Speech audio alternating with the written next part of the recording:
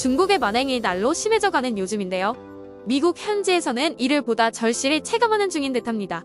결국 참다 못한 미국 상원의원 마르코 루비오가 나섰습니다. 놀랍게도 해시태그 하나로 세계 각국에서 진행되는 중국의 야욕을 박살내버렸다고 하는데요. 자세히 알아보도록 하겠습니다.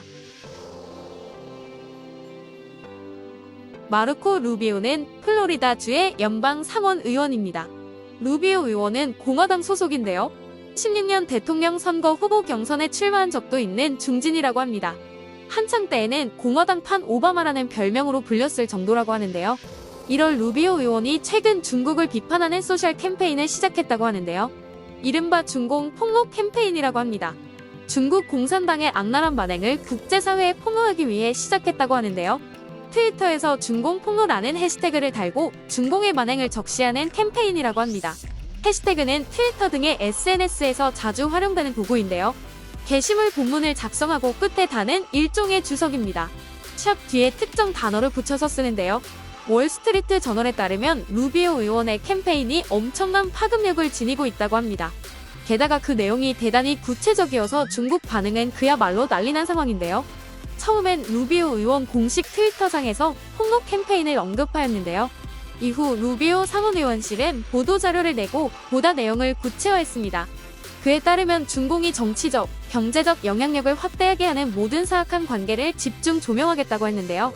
그 사악한 관계라는 건 중동, 중남미, 아프리카, 태평양 제도, 동남아시아 지역 등등 지역을 가리지 않습니다. 이렇게 보니 스케일이 엄청나게 거대해 보이는데요.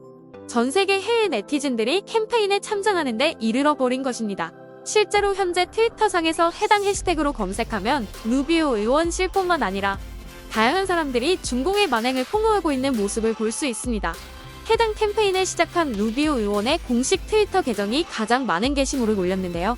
중공이 각 지역의 취약한 국가들을 상대로 벌인 사악한 거래를 폭로하고 관계자들을 언급한 후 마지막에 해시태그를 붙이는 식입니다.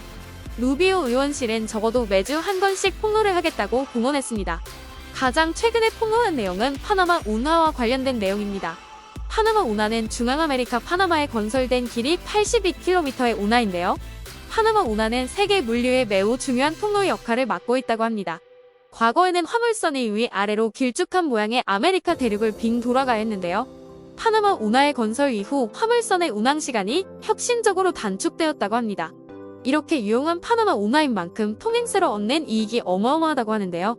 그 규모가 자그마치 매해 2조 원에 달한다고 합니다. 그래서 파나마 운하를 두고 어마어마한 소유권 다툼이 있었는데요. 원래는 소유권과 관리권을 미국이 보유하고 있었는데 이를 확보하기 위해 파나마 현지인들이 지속적인 투쟁을 이어갔습니다. 결국 1977년 지미 카터 대통령이 운하를 현지인에게 이양하기에 이르는데요. 이 과정에서 파나마 실권자였던 마누엘 노리에가는 이양이 이뤄지지 않을 경우 파나마 운하 자체를 파괴하려는 끔찍한 계획을 세우기도 했습니다. 카터 대통령이 소유권을 양도하는 바람에 일어나지 않은 일이 돼버렸지만요. 이렇게 혈투에 가까운 투쟁으로 쟁취한 파나마 운하지만 결과는 다소 황당하게 끝나버렸습니다. 힘들게 얻은 파나마 운하를 그대로 중국 기업에 헌납한 파나마인들인 것인데요. 그냥 어리석은 국민들의 해프닝으로 끝날 일이었지만 사실 그 배후에는 중공과 파나마 실권자 사이에 소위 사악한 거래가 있었다고 합니다. 이를 루비오 의원실이 폭로한 것이죠. 루비오 의원은 우리는 중공이 하는 일에 대해 목소리를 내야 한다. 중공은 주권 국가를 제압하고 착취해 인질로 삼으려 한다고 경고했습니다. 이 캠페인에서는 1대1로 구상, 약탈적 대출, 공산당과의 교육 협력, 기술 이전, 합동 군사훈련 등을 하나씩 폭로할 예정이라고 합니다. 지금도 트위터에서 중공 폭로라는 해시태그를 검색하면 루비오 의원실의 활약과 이에 참여하는 여러 사람들의 목소리를 들을 수 있습니다. 아직 한국에는 알려지지 않은 캠페인이지만 스케일이 엄청난 캠페인인데요. 워낙 중국에 많이 시달려온 우리인 만큼 곧 한국에서도 시작될 것 같습니다. 오늘의 소식은 여기까지입니다. 영상이 도움이 되었나요? 도움이 되었다면 좋아요와 구독 한 번씩만 부탁드리겠습니다. 지금까지 이슈 펭귄이었습니다. 감사합니다.